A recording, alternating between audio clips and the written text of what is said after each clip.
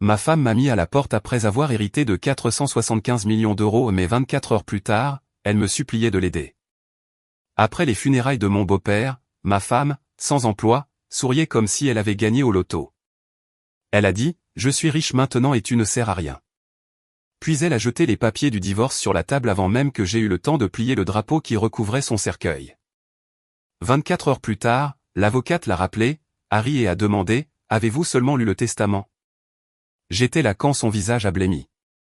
L'homme qu'elle pensait lui avoir laissé un demi-milliard lui avait en fait laissé une leçon. Je m'appelle Ardanquille, et je n'aurais jamais pensé que la personne que j'ai enterrée cette semaine-là serait la seule à avoir vraiment vu ma valeur. Le jour où mon mariage s'est terminé a aussi été le jour où j'ai appris ce que signifie un véritable héritage, car cela n'avait rien à voir avec l'argent. Avant de partager mon histoire, j'aimerais savoir que vous êtes là avec moi. Commentez, salut, ou dites-moi d'où vous regardez. Parfois, savoir que quelqu'un est là fait toute la différence. Merci. Et maintenant, laissez-moi tout vous raconter. Et si cette histoire touche un tant soit peu votre cœur, cliquez sur « S'abonner » et rejoignez notre cercle grandissant de personnes qui ont traversé la trahison, le chagrin d'amour, et ont quand même trouvé le moyen de se retrouver. Parce que des histoires comme les nôtres méritent d'être entendues. L'air à Tezuk ce matin-là était vif et sec, le genre qui vous colle à la gorge et donne à chaque respiration un goût de poussière et de pain. L'église en adobe se découpait sur un fond de collines ocre, sa croix blanche à peine visible dans la lumière tardive du soleil. À l'intérieur, l'odeur de cire d'abeille et de fumée de pignon se mêlait au faible murmure des gens se remémorant Beaularquin, l'homme dont tout le monde ici jurait qu'il avait bâti la moitié du cœur de Santa Fe. Je me tenais près de l'avant, redressant une couronne du centre communautaire de Southside, l'endroit où il avait consacré sa vie. Je m'appelle Ardanquille, 31 ans, responsable du déploiement de logiciels, gendre d'un homme qui croyait que la richesse n'était pas ce que l'on gardait, mais ce que l'on donnait. Et tandis que je regardais la file de personnes en deuil défiler, je ne pouvais que penser à quel point il était étrange que l'absence de Beau remplisse la pièce plus que sa présence ne l'avait jamais fait. Marie, ma femme, se tenait au premier rang comme si l'air entre les bancs lui appartenait. 33 ans, agitée, vêtue d'une robe crème qui chatoyait sur les couleurs sombres de la foule. Elle n'avait pas versé une larme de toute la matinée. Quand les gens murmuraient « héritage », ses yeux brillaient, non de chagrin, mais de calcul. Chaque fois que quelqu'un mentionnait la succession Larquin, son téléphone s'illuminait dans sa main comme un tic nerveux. Je la voyais faire défiler, souriant faiblement, comme si elle comptait les condoléances comme des signes d'euros. La cérémonie se déroula avec une dignité tranquille. Cécilie Romero, l'avocate de Beau, était assise 2 rangs derrière, les mains jointes autour d'un carnet usé. J'ai croisé son regard une fois, un regard stable, entendu. Quand la chorale a chanté, plus près de toi, mon Dieu, Marie s'est penchée vers moi et a chuchoté, tu sais, papa avait un demi-milliard de bloqués. Une fois la paperasse réglée, j'en aurais fini de tirer le diable par la queue. J'ai cligné des yeux. Un demi-milliard ? Ai-je répété doucement. Elle a souri, les yeux toujours fixés sur l'autel. Tu m'as bien entendu. Nous vivrons enfin comme des gens qui le méritent. Son ton donnait l'impression que c'était moins de l'espoir que de la prétention.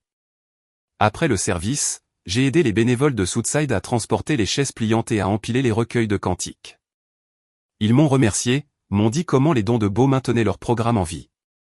Comment il avait financé des rampes pour les handicapés, la plomberie pour une maison de retraite, des bourses pour les enfants du coin. J'entendais sans cesse la même phrase, il ne construisait pas seulement des maisons, il construisait des gens. Marie, pendant ce temps, était près du parking, riant dans son téléphone sous le soleil d'hiver, le blanc de sa robe presque aveuglant. Alors que les derniers invités partaient, Cécilie s'est approchée, le col de son manteau relevé contre le vent. Ardan, dit-elle doucement, en tendant la main. Il a laissé quelque chose pour vous. J'ai froncé les sourcils. Pour moi ? Mercredi, dit-elle. Canyon Road. Il voulait que vous soyez là avant tout le monde. Qu'a-t-il dit ? Ai-je demandé. Cécilie a souri de la manière dont on sourit quand on détient un secret qui n'est pas le sien. Il a dit, tu es le seul qui a regardé ces notes et a vu ce qu'elles signifiaient vraiment. Cette nuit-là, en chargeant les fleurs restantes dans mon camion, j'ai pensé à ces mots, à l'écriture petite et soignée de Beau dans son registre, à la façon dont il avait écrit, dépense seulement là où ça allège la journée de quelqu'un. C'était un homme qui mesurait la valeur en impact, pas en taille. Et pourtant, sa propre fille se tenait sur la tombe même de ses principes, attendant qu'un chiffre la sauve. Je ne le savais pas alors, mais le froid de ce matin-là ne venait pas de la météo. Il venait de la première fissure dans un mariage construit sur deux définitions différentes de la valeur. Les mots de Cécilie résonnaient sur le chemin du retour. Canyon Road. Il a laissé quelque chose pour vous. J'ai regardé dans le rétroviseur, j'ai vu la guirlande de ristra de piment chili rouge suspendue au mur en adobe de l'église, se balançant dans le vent. Beau m'avait dit un jour qu'elles étaient un rappel, assaisonne ta vie, mais n'en fais jamais trop. Trop d'épices gâchent le ragoût. Je ne savais tout simplement pas que bientôt, la femme à côté de moi serait celle qui le brûlerait de l'intérieur. Le temps que je m'engage dans les rues sombres de Santa Fe, la question s'était profondément enracinée dans ma poitrine. Que étaient exactement ces 475 millions d'euros, une fortune ou un avertissement? La nuit après les funérailles, notre petit appartement près du quartier de la gare semblait plus froid que d'habitude. Le radiateur d'appoint bourdonnait sous la table pendant que je parcourais nos factures, relevées de cartes de crédit, loyers, charges, tout empilé comme des accusations silencieuses. L'écran de mon ordinateur portable brillait sur les murs pâles de la cuisine, les chiffres saignaient en rouge sur notre feuille de budget. Chaque mois se terminait de la même manière, mon salaire envolé, nos économies réduites. Je travaillais sur 2 contrats, les jours au cabinet, les nuits à coder en freelance, tandis que Marie restait à la maison. Elle disait que chercher un emploi était inutile jusqu'à ce que, la vie change. La porte s'est ouverte juste avant 22 heures. Marie est entrée, sentant le parfum cher et la fumée de bar. Elle a laissé tomber son sac à main sur le comptoir et a enlevé ses talons, sans même jeter un œil à la table couverte de factures. Soirée difficile? Ai-je demandé. Elle a bâillé. Juste en train de rattraper le temps perdu avec les gens qui comptent maintenant que papa est parti. J'ai dit, rien. La cafetière sifflait dans le coin, comptant les secondes plus fort que nous deux. Quand je lui ai montré le tableur, elle a à peine regardé. On est encore dans le rouge, ai-je dit. Tu as dépensé 400 € en soins de la peau, 200 € pour un week-end dans un complexe hôtelier, et encore 1000 € dans un spa à Scottsdale. On doit ralentir. Elle a eu un sourire narquois en se versant du vin. Pourquoi? Encore quelques semaines et j'aurai accès à l'héritage. Tu peux arrêter de faire semblant de budgétiser comme si on était fauché. Je l'ai dévisagé. Être fauché n'est pas un état d'esprit, Marie. Ce sont des mathématiques. Elle a siroté. Tu parles comme lui. Beau? Ouais. Toujours à parler de but, de charité, de retenue. Il n'a jamais vécu. Ses yeux se sont durcis. Moi, je vivrai. Ces mots m'ont frappé comme de l'eau glacée. Il a passé sa vie à aider les gens à mieux respirer, ai-je dit. C'est à ça que l'argent devrait servir. Elle a ri, un rire court et cassant. Alors je m'aiderai à respirer d'abord, avec 475 millions d'euros. Plus tard, quand elle est allée prendre sa douche, j'ai remarqué les notifications sur l'écran de son téléphone, transfert, retrait. La curiosité s'est transformée en angoisse. J'ai rouvert l'ordinateur portable, vérifié notre compte joint. Les chiffres ne correspondaient pas. Des milliers d'euros manquaient, déplacés en petites sommes vers un portefeuille numérique à son nom. Des transactions étalées sur 3 mois, les mêmes mois où Beau avait été hospitalisé. Ma gorge s'est nouée. Quand elle est revenue, j'ai demandé, tu as déplacé de l'argent? Elle a haussé les épaules. Je me suis occupé de papa. Tu crois que les bougies et les trajets chez le médecin se paient tout seuls? J'ai dit calmement, l'aide-soignant que j'ai embauché s'occupait des bains et des trajets. Tu étais occupé à poster des photos de brunch. Son visage est devenu vide. Tu m'accuses? Je demande de l'honnêteté. Je mérite quelque chose, ardent. A-t-elle lancé. Je suis resté coincé avec ton salaire ennuyeux en attendant que ma vie commence. Je la regardais. Cette femme qui avait un jour dit vouloir une vie qui ait un sens. Maintenant, elle ne voulait que plus. Je n'ai pas argumenté. C'était inutile. Chaque mot que je disais ne faisait que l'enfoncer davantage dans l'illusion que l'argent réécrirait son caractère. À la place, j'ai fait ce que Beau m'avait appris un jour. Reste immobile quand la tempête arrive. J'ai sauvegardé nos dossiers financiers, imprimé les relevés et les ai mis sous clé. Si l'héritage n'était pas ce qu'elle pensait, elle avait déjà construit son propre piège. Cette nuit-là, alors qu'elle s'endormait en parcourant des annonces immobilières à Taos, je me suis assis sur le canapé, regardant une vieille photo sur mon téléphone. Beau et moi en train d'installer la rampe devant sa maison. Ses mains avaient été stables malgré le tremblement de l'âge. Dépense sagement, m'avait-il dit, sans élever la voix. Je le comprenais maintenant plus que jamais. Par la fenêtre, les lumières de Santa Fe scintillaient comme des étoiles agitées. Quelque part entre leur lueur et le silence de notre appartement, j'ai réalisé que le compte à rebours avait commencé, non pas vers la richesse, mais vers la révélation. Dans 2 jours, nous serions sur Canyon Road pour la lecture du testament. Et pour la première fois, je n'avais pas peur de ce que je pourrais perdre. J'étais prêt à voir sur quoi elle avait bâti tout son monde, et à quelle vitesse il s'effondrerait une fois que la vérité aurait pris son premier souffle. La lumière du matin à Tezuk se glissait à travers les stores comme de l'or liquide, attrapant les bords du vieux bureau en cèdre de Beau. Cette odeur, cèdre et papier, me rappelait toujours sa façon de parler, calme, posée, pratique. C'était le matin avant la lecture du testament sur Canyon Road, et j'étais assis dans le calme de son bureau, la pièce encore emplie de sa présence. Sur le coin éloigné du bureau se trouvait une enveloppe scellée à la cire rouge, mon nom écrit de sa main, délibéré et stable. Je l'avais déjà vu, des mois auparavant, quand il m'avait demandé pour la première fois de l'aider à organiser ses dossiers de projet. Je n'avais pas osé l'ouvrir alors. Maintenant, je savais que je devais le faire. J'ai passé mes doigts sur le grain du tiroir en cèdre et je l'ai ouvert. À l'intérieur se trouvaient des documents, des accords de prêt, des rapports de projets communautaires, et un épais dossier intitulé « Plan de relance du centre communautaire de Southside ». Beau avait toujours été fier de ce projet. Il m'avait dit un jour, si je peux donner aux gens un endroit pour apprendre et travailler, c'est mieux que de leur laisser des chèques qu'ils gaspilleront.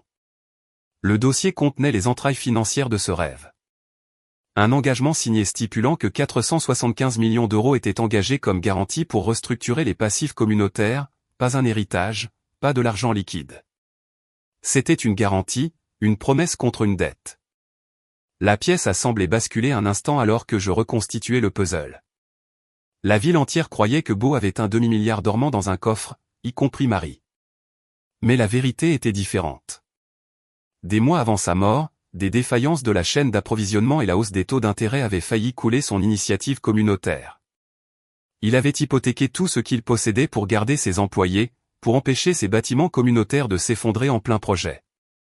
La banque lui avait accordé un délai de grâce de 2 ans pour rétablir l'équilibre avant la saisie. Dans le coin d'un document, j'ai trouvé une note manuscrite. Si je n'ai pas l'occasion d'expliquer cela moi-même, assure-toi que quelqu'un le fasse, et seulement au moment opportun. C'est ce qu'il voulait dire quand il a dit à Cécilie de me contacter séparément. Il n'avait jamais fait confiance à Marie pour gérer la nuance. Pour elle, tout se déclinait en 2 couleurs, gagner ou perdre. J'entendais encore sa voix de cet après-midi-là, des mois auparavant. Il était assis juste là, une tasse de café noir à la main, les yeux fatigués, mais vifs. Je n'ai rien dit à Marie, avait-il dit, parce qu'elle transformerait mes funérailles en une ruée vers l'or. Elle ne comprendra pas les garanties ou les délais de grâce, juste les chiffres. Toi, si. Tu vois le but là où d'autres voient des totos. Il avait fait une pause, m'avait regardé comme un mentor regarde un élève qu'il aimerait avoir dans sa famille. Alors, quand le moment sera venu, laisse la vérité parler d'elle-même. J'ai fermé les yeux et je me suis souvenu d'avoir hoché la tête en silence ce jour-là. Il avait souri faiblement et ajouté, chaque héritage comporte un test. Certains héritent de l'argent, d'autres héritent du sens. Maintenant, de retour dans le calme de son bureau, j'ai déplié une dernière page, un addendum tapé à la machine marqué, pour référence exécutive. C'était une clause dont Marie ignorait l'existence. Toute allocation personnelle accordée à un héritier direct serait versée mensuellement, sous réserve d'une preuve d'emploi ou de formation active d'au moins 20 heures par semaine. Sans cela, pas de paiement, aucune exception. Même la petite allocation que Beau avait mise de côté pour Marie venait avec une responsabilité. Et ces énormes 475 millions d'euros, il n'était à dépenser pour personne, il travaillait déjà engagé pour d'autres. Ce n'était pas une fortune à hériter. C'était une dette qu'il avait embrassée pour le bien de gens qui ne connaîtraient jamais son nom. Un instant, je me suis demandé si je devais la prévenir. Peut-être lui épargner l'humiliation publique qui allait inévitablement arriver. Mais alors la note de Beau m'est revenue à l'esprit. Seulement au moment opportun. Si je lui disais maintenant, elle déformerait les choses. Prétendrait que je manipulais le testament. Elle n'apprendrait rien. Alors, j'ai remis les papiers dans le tiroir en cèdre, scellant la vérité derrière une couche de bois poli et une résolution tranquille. Dehors, le vent transportait le bruissement sec des ristras de piment se balançant sur le porche. Quelque part au loin, une cloche sonnait. Le compte à rebours avait commencé. Le lendemain matin, la tempête juridique commencerait, et l'homme qu'elle pensait que j'étais, le mari inutile, serait le seul à savoir dans quoi elle s'engageait. Cette nuit-là, la maison de Tezuk ressemblait plus à un musée qu'à un foyer. Les invités étaient partis depuis longtemps. L'odeur des fleurs devenait amère dans l'air immobile. Les lampes projetaient une lueur de miel sur le sol, douce mais solitaire. Je rassemblais les photos encadrées de Beau sur la cheminée et lui à l'inauguration de Southside, coupant le ruban avec des enfants se pressant autour quand la porte s'est ouverte. Marie est entrée, ses talons claquant sur le carrelage, son parfum épais et confiant. Elle avait troqué sa robe noire pour quelque chose de vif et de lumineux, presque festif. Il y avait quelque chose dans ses yeux, un soulagement déguisé en triomphe. Sans un mot, elle a posé une pile de papier sur la table entre nous. Je n'avais pas besoin de regarder pour savoir ce que c'était. Signe, dit-elle sèchement. Tu ne fais plus partie de ça. Je n'ai pas besoin d'un homme avec un salaire quand je suis sur le point d'avoir 475 millions. Les mots ne m'ont pas piqué comme elle l'aurait voulu. Je l'ai juste regardé. Vraiment regardé, cette femme qui m'avait un jour promis un partenariat et qui parlait maintenant comme une étrangère. Es-tu sûr de ne pas vouloir attendre que le testament soit lu ? Ai-je demandé calmement. Je sais déjà ce qu'il dit, a-t-elle rétorqué, le menton levé. Ne fais pas semblant de comprendre les affaires, Ardent. Papa s'est occupé de moi. J'ai hoché la tête lentement. Il l'a fait, ai-je dit. Mais peut-être pas de la manière que tu crois. Elle a soupiré d'irritation, croisant les bras. Tu as toujours été jaloux de ce que je mérite. Sa voix portait ce mélange fragile d'orgueil et de peur. J'ai signé le papier, le stylo grattant la ligne comme une porte qui se ferme. Dépose-le toi-même, ai-je dit. Envoie mes affaires quand tu auras fini. Alors que je me tournais vers le couloir, une rafale de vent venue de la fenêtre ouverte a retourné une des photos de Beau. Je me suis penché pour la ramasser et un bout de papier est tombé du cadre. Son écriture à nouveau, petite, calme. Reste stable quand la tempête arrive. Je l'ai glissé dans ma poche et je me suis dirigé vers la porte d'entrée. Derrière moi, la voix de Marie s'est adoucie, presque pour elle-même. Tu le regretteras quand je serai parti. Je le regrette déjà, ai-je dit, sans me retourner. Dehors, l'air était froid, les guirlandes de piment se tordant dans la brise comme des lanternes rouges. Je me suis arrêté sur le porche juste assez longtemps pour entendre son téléphone sonner à l'intérieur. Son ton a changé instantanément. Plus léger, conspirateur. Il a signé. Tu auras ta part une fois que l'argent sera débloqué. Reste juste silencieux. Je suis resté là dans le noir, le son de son rire tranchant le silence comme un couteau. Alors, elle avait un partenaire dans cette affaire. Quelqu'un qui attendait sa part du gâteau. Peut-être un vieil ami, peut-être un créancier. Peu importe. La forme de la cupidité était toujours la même.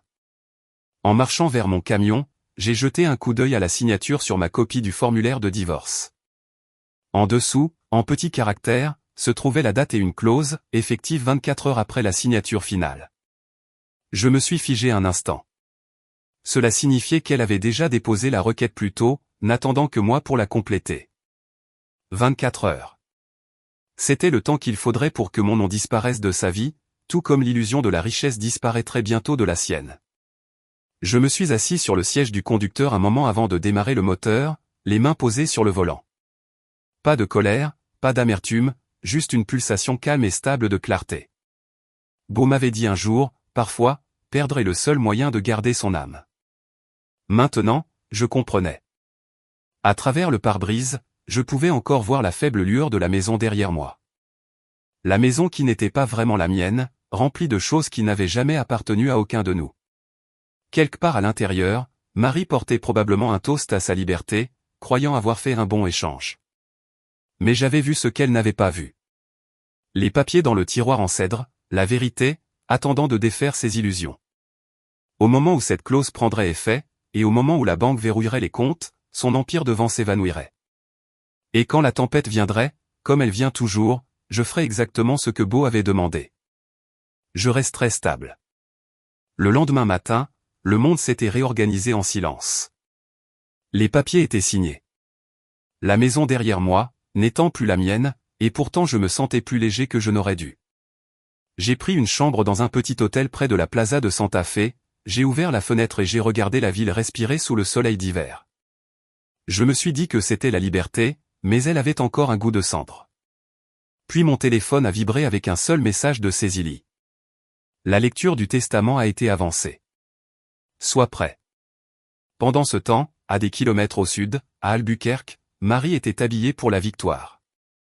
Ses talons claquaient sur le sol en marbre de la Los Penino Trust Bank, le genre d'endroit avec des murs de verre et un silence si épais qu'il vous obligeait à chuchoter. Elle était accompagnée de son avocat, un jeune homme aux cheveux gominés qui ressemblait plus à un vendeur qu'à un conseil. Ils se sont approchés du comptoir, sa voix résonnant d'arrogance. Je suis ici pour accéder au compte de la succession Larquin. Mon père est décédé la semaine dernière et je suis l'unique héritière. Le banquier a souri poliment, a tapé quelque chose, puis s'est arrêté. La pause a été assez longue pour fendre l'air. Il a vérifié à nouveau, plus lentement cette fois. Madame Larquin, je crains qu'il y ait une restriction sur ce compte. Marie a froncé les sourcils. Restriction? Qu'est-ce que ça veut dire? Les fonds sont censés être transférés. Le ton de l'homme a changé. Les 475 millions d'euros en question ont été temporairement gelés en attente d'un examen de la garantie. Les actifs sont engagés, pas liquides. Ses yeux se sont écarquillés. Excusez-moi. C'est mon héritage. Le banquier s'est raclé la gorge et lui a tendu un document estampillé à l'encre bleue. C'est une garantie pour un prêt de redéveloppement communautaire. Les dossiers de M. Larquin indique que le solde devait être réglé ce trimestre. Tant que ce ne sera pas fait, les fonds ne peuvent être consultés. La voix de Marie est devenue plus aiguë. Vous êtes en train de dire que je ne peux pas toucher un seul euro? Le directeur de l'agence est arrivé, plus âgé, délibéré, tenant un dossier. Madame Larquin, votre père a utilisé ce compte pour garantir des projets d'emploi pour des centaines de personnes. La succession n'est pas en faillite, mais elle n'est pas non plus distribuable. En termes plus simples, l'argent sert quelqu'un d'autre avant de pouvoir vous servir. À peu près à ce moment-là, mon téléphone a commencé à vibrer dans ma chambre d'hôtel. Son nom s'est affiché à l'écran, le même nom qui me faisait sourire autrefois. J'ai répondu. Sa voix est sortie comme une lame. Que as-tu fait? A-t-elle crié. Tu l'as bloqué, n'est-ce pas? Tu essaies de me voler. J'ai gardé un ton égal. Je n'ai rien fait, Marie. As-tu déjà lu le testament? Je n'ai pas besoin de le lire. Mon père ne donnerait jamais le pouvoir à un étranger, surtout pas à toi. J'ai pris une lente inspiration. Alors peut-être devrais-tu te demander pourquoi Cécilie t'a dit de te préparer avant la lecture. Il y eut un silence, suivi du son de sa respiration, rapide et irrégulière. Tu mens, dit-elle. Mais sa voix était plus faible maintenant. Ton père ne cachait pas l'argent, Marie, ai-je dit calmement. Il l'utilisait. Tu n'as simplement jamais remarqué où. Elle a raccroché.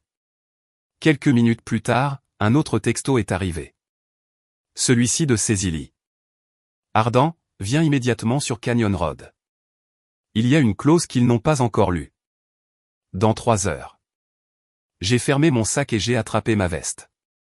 En sortant dans le froid, j'ai eu l'impression que le monde rattrapait enfin la vérité que je portais.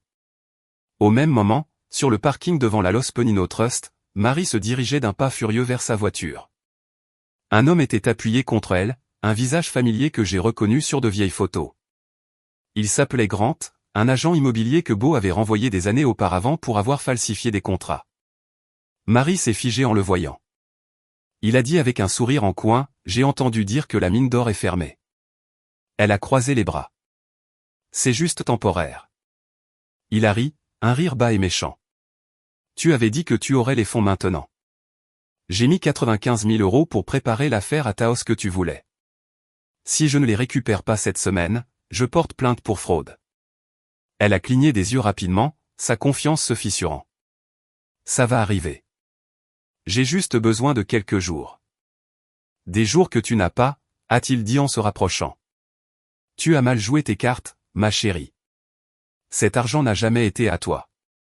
Quand il est parti en voiture, elle est restée là, tremblante, serrant son téléphone. Pour la première fois, elle ressemblait moins à une femme attendant la richesse qu'à quelqu'un réalisant qu'elle avait été la dernière à comprendre les règles. De retour sur l'autoroute vers Santa Fe, j'ai senti mon téléphone vibrer à nouveau. Cécilie m'avait envoyé une photo, une page manuscrite du testament de Beau. Si un héritier refuse de faire face à la vérité, la banque a le droit de suspendre tous les actifs jusqu'à ce que la condition jointe soit remplie. La condition était jointe dans une deuxième image, la clause que j'avais trouvée dans le tiroir en cèdre. Emploi ou formation 20 heures par semaine, ou d'échéance. Beau avait tout prédit. L'arrogance, l'aveuglement, l'effondrement. Il n'avait pas écrit un testament pour une fille. Il avait écrit un miroir pour qu'elle se voie enfin. Alors que les montagnes apparaissaient à l'horizon, le ciel a commencé à rougeoyer de la couleur du fer virant au feu. J'ai pensé à l'appeler, à la prévenir, mais je me suis souvenu des mots de Beau. La vérité a besoin du bon cadre pour être entendue. Le temps que j'atteigne Canyon Road, le vent s'était levé, emportant la poussière et une lumière froide à travers le quartier des Arts. Les prochaines heures décideraient de tout, et quelque part à Albuquerque, Marie Larquin commençait à comprendre ce que signifiait hériter d'un rêve auquel elle n'avait jamais cru. Le bureau de Cécilie Romero était niché entre deux galeries en adobe sur Canyon Road, ses murs tapissés de peintures de ciels ouverts et de mésas brisés. Quand je suis arrivé cet après-midi-là, le soleil était assez bas pour tout peindre en or. À l'intérieur, l'air était tendu, le genre de silence qui bourdonne avant que quelque chose ne se brise.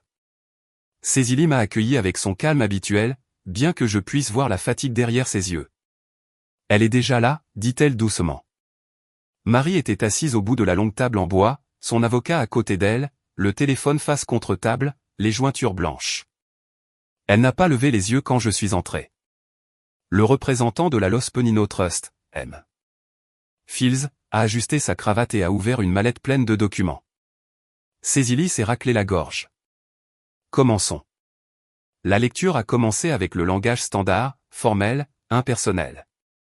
Puis est venue la répartition des actifs, des biens personnels, des attributions caritatives, et enfin le fond de la succession. L'impatience de Marie transparaissait dans chaque souffle. « On peut passer à la partie où il y a mon nom » lança-t-elle. Cécilie leva les yeux. « Nous y arriverons, mais vous voudrez peut-être le contexte d'abord. »« Je n'ai pas besoin de contexte, » a dit Marie. « J'ai juste besoin du chiffre. » Les yeux de Cécilie se sont adoucis avec quelque chose qui ressemblait à de la pitié. Très bien. Sous la section 3, avoir financier de la succession, le document stipule, les 475 millions d'euros détenus par le Larquin Trust sont engagés comme garantie pour les obligations de développement communautaire en cours. Elle a regardé Marie directement. Savez-vous ce que signifie le garantie ? Marie a cligné des yeux, confuse. Vous dites que je ne peux pas y accéder ?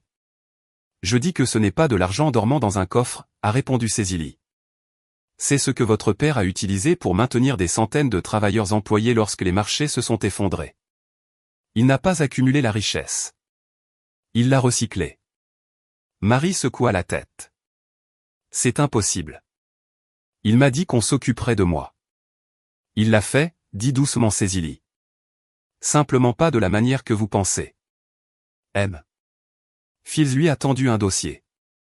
Selon les conditions de la garantie, ces fonds restent sous le contrôle de la banque jusqu'à ce que les obligations soient entièrement remplies. Il n'y a pas d'héritage au sens conventionnel. Marie a fixé les papiers comme s'ils étaient écrits dans une langue étrangère. Ce n'est pas réel, a-t-elle murmuré. Cécilie a expiré doucement puis, de manière inattendue, a ri. Ce n'était pas un rire cruel, juste un son d'incrédulité face à l'ironie pure. Vous savez, Madame Larquin, vous avez déposé votre demande de divorce ce matin. Selon la loi, cela signifie que vous n'êtes plus une épouse au moment de cette lecture.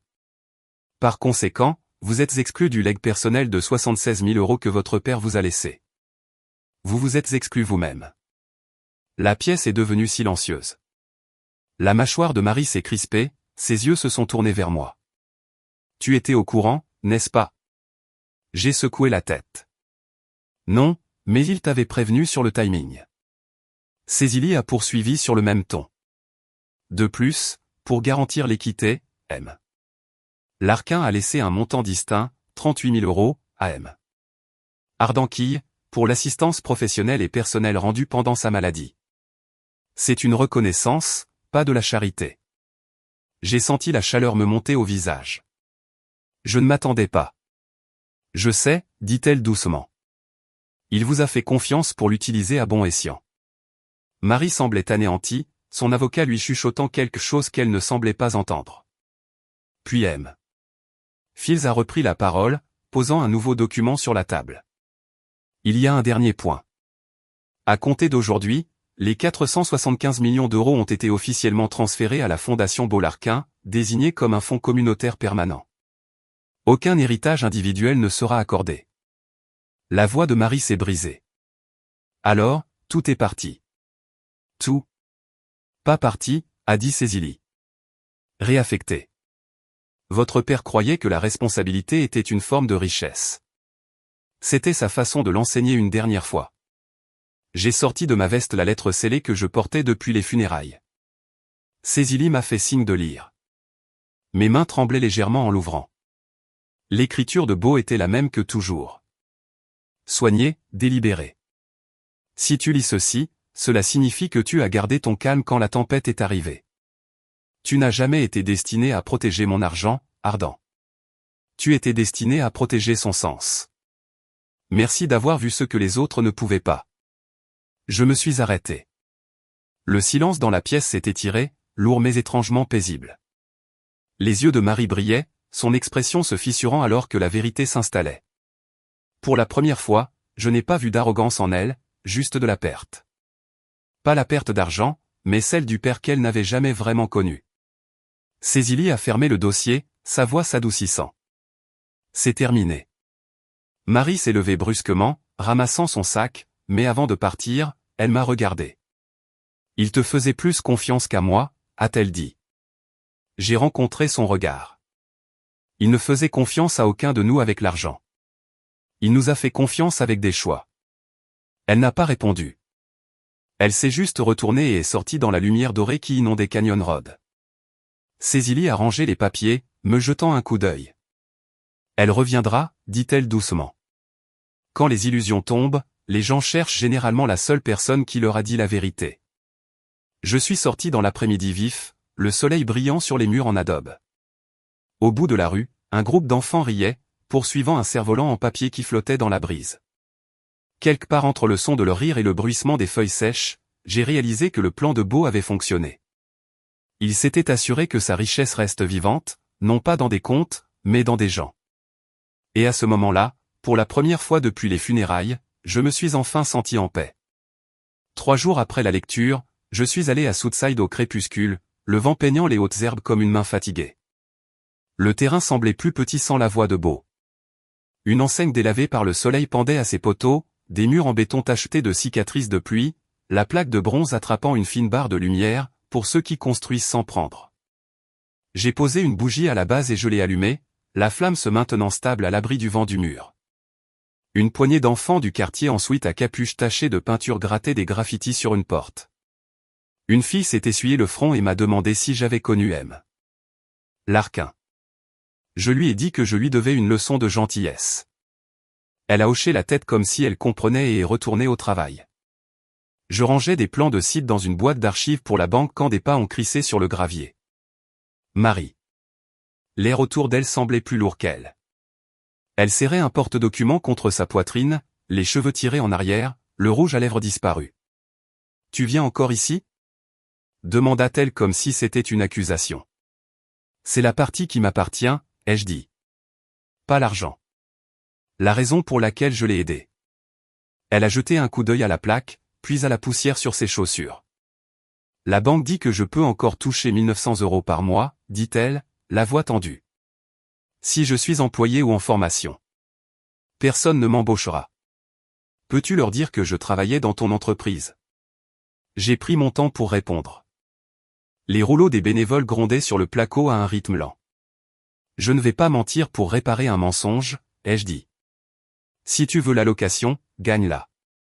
Ils embauchent des stagiaires ici. Demande. Sa bouche a tremblé. Elle a ouvert le porte-document. Grant menace de me poursuivre en justice, dit-elle. Il veut récupérer son capital de départ pour l'affaire de Taos. 57 000 €. Il dit que je l'ai trompé sur la marchandise. Si je ne paie pas d'ici la fin du mois, il portera plainte. J'ai senti quelque chose se mettre en place, l'argent manquant de notre compte joint, retiré au compte-gouttes pendant que Beau était à l'hôpital.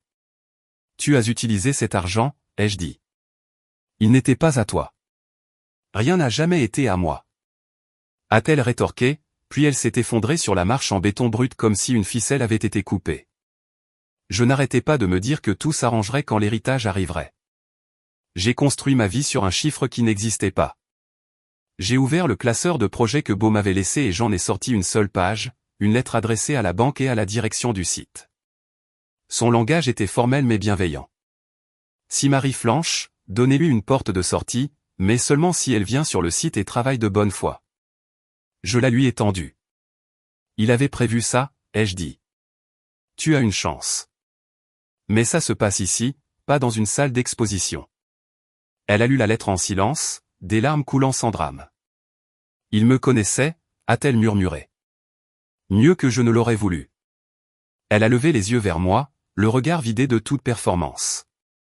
Tu as gagné, a-t-elle dit. Non, ai-je répondu. J'ai juste gardé la seule chose que je ne pouvais pas vendre, mon nom. Le vent a soupiré à travers les barres d'armature. Un bénévole nous a apporté une pile de gants sans un mot et a continué son chemin. Marie est restée assise longtemps, puis a hoché la tête, un hochement petit et honnête. À qui dois-je parler? J'ai montré la baraque de chantier. Demande Cruz. Commence là où tout le monde commence. Alors qu'elle se levait, le soleil couchant a percé à travers une brèche dans les nuages et a projeté une bande dorée sur le mur à moitié construit. Pour la première fois depuis les funérailles, je n'ai pas vu des ruines. J'ai vu une liste de tâches. Je me suis promis de rester jusqu'à ce que les enfants n'aient plus besoin de promesses. Plus tard, en fermant la boîte d'archives avec du ruban adhésif, j'ai trouvé une autre enveloppe que Beau avait scellée pour moi.